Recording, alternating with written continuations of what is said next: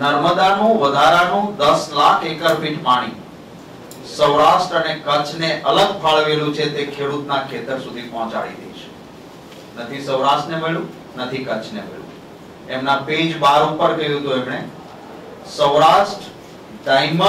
સૌરાષ્ટ્રમાં ડાયમંડ ક્લસ્ટરો ઊભા કરવામાં આવશે. મેં તો ક્યાંય આખા સૌરાષ્ટ્રમાં ક્લસ્ટર જોયું નથી. અને એક મોટો ડાયમંડ પ્રોસેસિંગ પાર્ક સૌરાષ્ટ્રમાં ઊભો કરી દઈશું. એ કોઈ જગ્યાએ દેખાતો નથી. જીઆઈડીસી ની જમીનો ફ્રી હોલ્ડ કરાશે. પેજ 12 ઉપર એમણે કીધું કેમ ફ્રી હોલ્ડ થઈ ગયું. વીજ શક્તિ બમણી કરી દઈશું.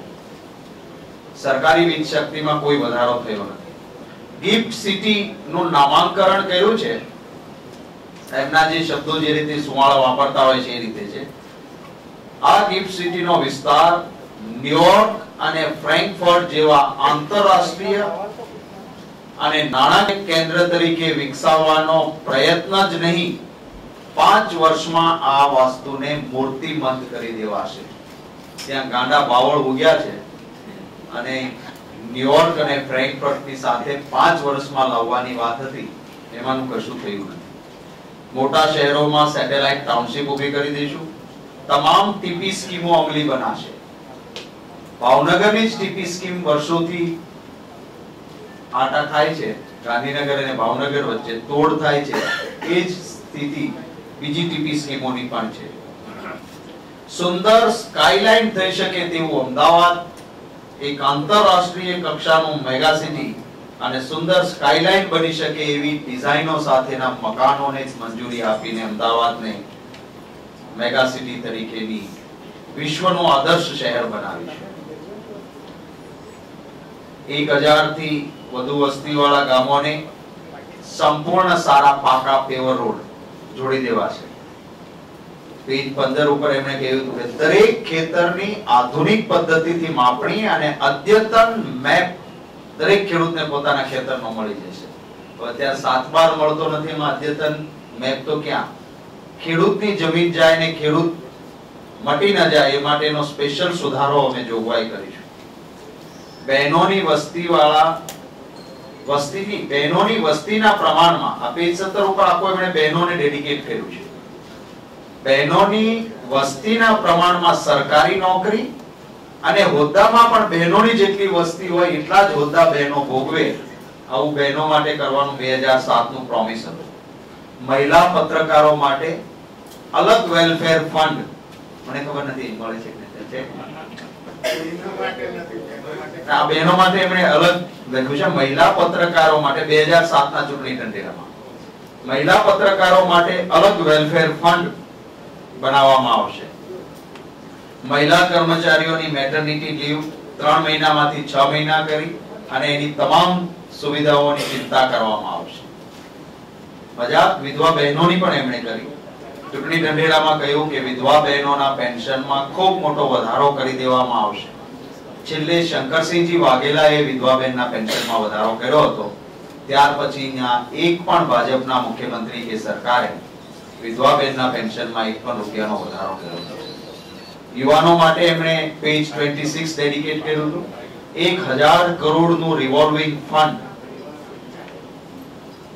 આપણા યુવાનોને ઉદ્યમ લક્ષી બનાવીને પ્રગતિના પંથે લઈ જવા માટે અલાયદું તંત્ર, અલાયદું સચિવાલયમાં વ્યવસ્થા ઊભી કરવામાં આવશે. આમાંનું કશું જ થયું નથી.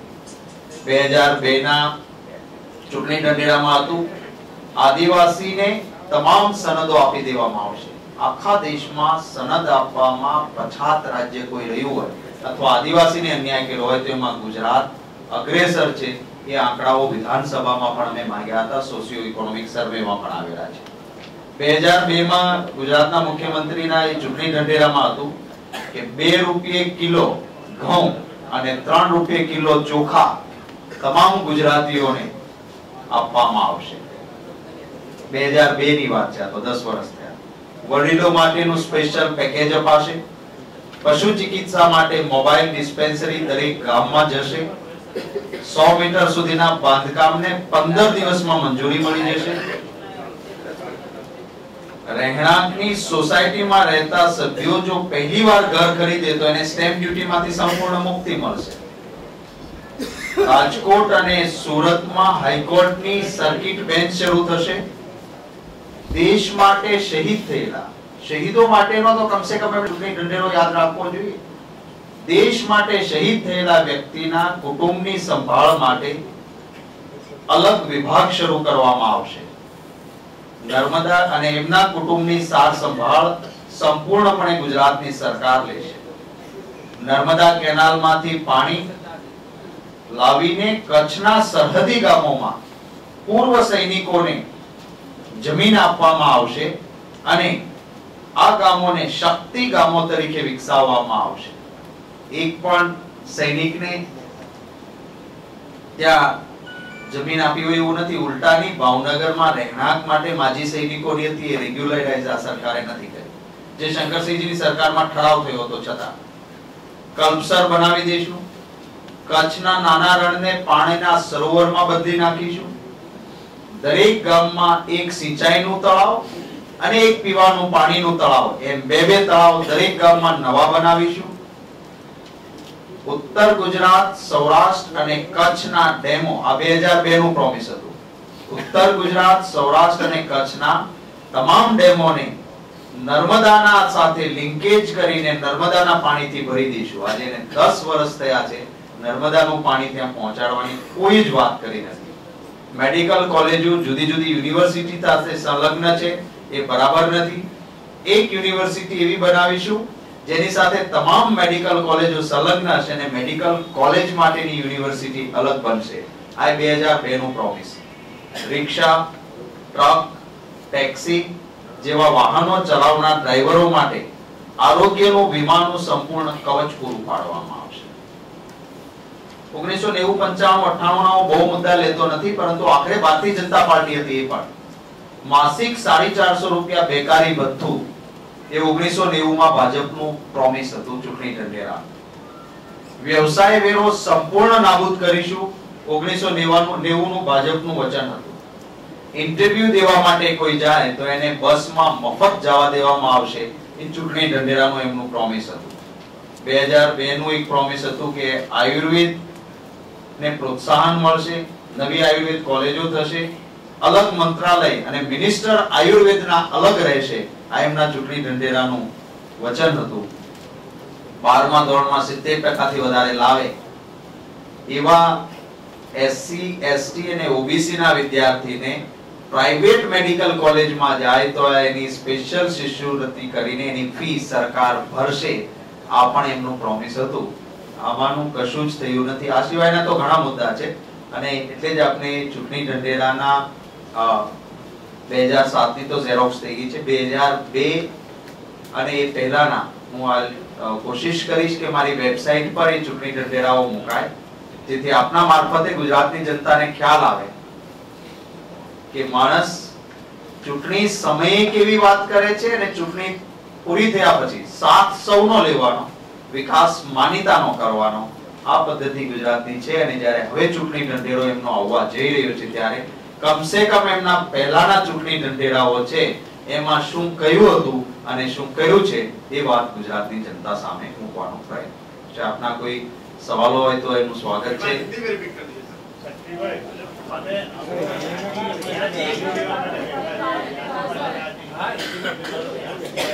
મને ખ્યાલ હતો આ પ્રશ્ન આવશે એટલે અહીં આવતા પહેલા મેં કોશિશ કરી છે અને અર્જુનભાઈ દિલ્હીથી રવાના થયા છે.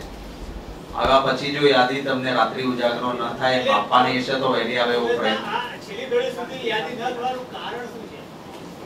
ઘણા બધા કારણો હોય છે. રાજકારણના સમીકરણો ઘણા હોય છે. ભારતીય જનતા પક્ષે જેમ ફર્સ્ટ ફેઝમાં 3 જણાને ફોર્મ ભરવાનું કહ્યું કે મેન્ડેટ પછી અમે આપીશું. અમારે ત્યાં કેટલાક સમીકરણો, કેટલીક ગાઈડલાઈન અને હાઈકમાન્ડ મોટાભાગના નામોમાં કોઈ મુશ્કેલી વગર સેકન્ડ ફેઝની યાદી અમે ફર્સ્ટ ફેઝમાં બહાર પાડી છે. કેટલાક નામોની કેટલીક કવાયત પોલિટિક્સમાં જરૂરી હોય છે, કેટલાક કન્સલ્ટેશન પણ જરૂરી હોય છે. આફ્ટર ઓલ આ રાજનીતિ છે ને એમાં દરેક વસ્તુનો સીધો જવાબ લાગતો હોય છે, પરંતુ એની પડદા પાછળના ઘણા કારણો હોઈ શકે છે. અમારે યાદી આપવાની હશે તો આપને સામેથી ઈમેલ, ફેક્સ, ફોન કરીને આપને ઉજાગરો ઓછો થાય એવું કરીને આપીશું. બે સીટ પર મને કહો કે હેરિસમાં આ તમે હરેનની વાઇફને ટેકો આપો છો? પ્રદેશ સમિતિના પ્રમુખ શ્રી આવે છે, મારે એમની સાથે પર્ટિક્યુલર કોઈ સીટ માટે એવી ચર્ચા નથી થઈ, પરંતુ અમે અમારી રીતે એનસીપી સાથે ગઠબંધન કરેલું હતું, એ આપને વાત કરી હતી અગાઉ. જીપીપી સાથે કોઈ નહીં આ તમે ઇશ્યુ રેકઅપ કરેલો છે આ હરેન પંડ્યાનો પ્રેસ કોન્ફરન્સ દ્વારા બરાબર, અને સપોર્ટ કરેલો છે એના ગોલ્સને, તો એ સંદર્ભમાં તમે એમને સપોર્ટ આપવા અત્યારે ટેકો આપવા માંગો છો? બીજું આપણે મોદીની સામે કોઈ કેન્ડિડેટ ઉભો રહે કે શ્વેતા એ રહે તો એને સપોર્ટ કરવા માંગો છો? पहली वस्तु कि कोई व्यक्ति ने नहीं, as a opposition, as a responsible opposition જ્યાં ક્યાંય જેને અન્યાય થયો હોય એના મુદ્દાઓ અમે ઉઠાવવાનો પ્રયત્ન કર્યો છે. પછી એનું બેકગ્રાઉન્ડ આરએસએસ નું હોઈ શકે, એ ભાજપના એક્સ મિનિસ્ટર હોઈ શકે, પરંતુ જ્યારે ગુજરાતના મુખ્યમંત્રી શ્રીએ અત્યાચારીને અમાનુષી કોઈના સામે કામ કર્યું છે ત્યારે અમે એના મુદ્દા ઉઠાવ્યા છે.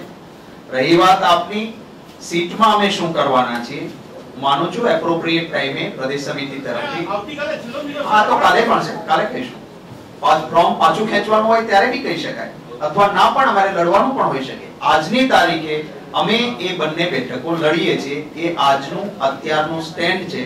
ભવિષ્યનું સ્ટેન્ડ ભવિષ્યમાં આવશે.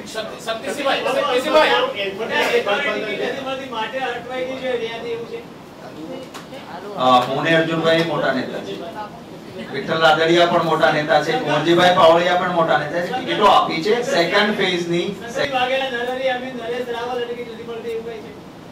હાઈકમાન્ડ નિર્ણય કરતું હોય છે અને એ કોંગ્રેસ હાઈકમાન્ડનો પ્રેરોગેટિવ છે કોને ટિકિટ આપવી, કોને ના આપવી. ભૂતકાળમાં પ્રદેશ કોંગ્રેસ સમિતિના પ્રમુખને પણ નથી આપી. મને મારી પાર્ટીએ કહ્યું કે તમારે ચૂંટણી નથી લડવાની ને પ્રચાર કરવાનો છે, તમારે કરવાનું હોય.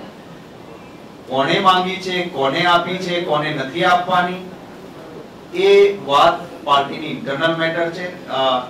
આવતીકાલે ફોર્મ ભરવાનો સમય પૂરો થાય ત્યાં સુધીમાં આપને ચોક્કસ એની માહિતી મળશે.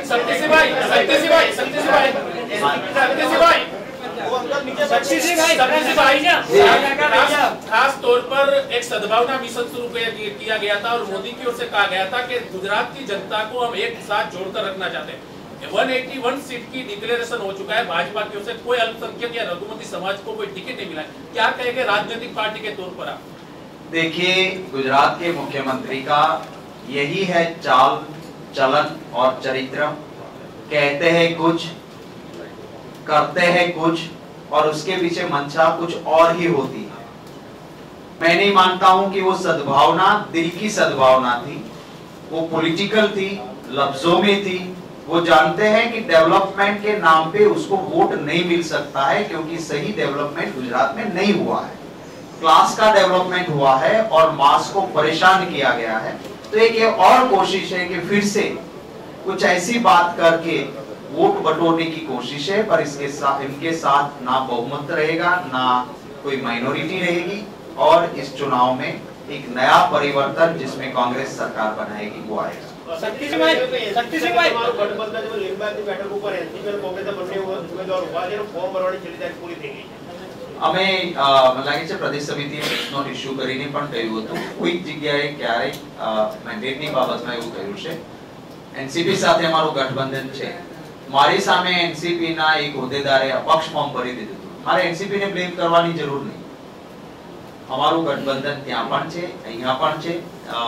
અહીંના પ્રદેશ પ્રમુખ એમના એનસીપી ના જયંત પટેલ અમારા પ્રદેશ પ્રમુખ શ્રી સાથે સતત સંપર્કમાં છે અને કોઈ એવી મુશ્કેલી નથી. शक्ति सिंह भाई, साइना नेहवाल कांग्रेस के लिए एड प्रचार फिल्मों में काम कर रही कि नहीं? जी, साइना नेहवाल कांग्रेस के लिए प्रचार के लिए एड फिल्मों में काम कर रही है कि नहीं? हमारे वहाँ स्टार कैंपेनर की आ गई है, और वो जो स्टार कैंपेनर है वो कैनवासिंग कर रही है. नहीं तो साइना ने एड फिल्में जो कांग्रेस कर रहे हैं जी, विज्ञापन फिल्में जो कांग्रेस करवा रही है अभी, उसमें साइना नेहवाल कर रही है कि नहीं आपके लिए? वो भैया मुझे पता नहीं, अभी मैं नहीं कहता. Thank you very much.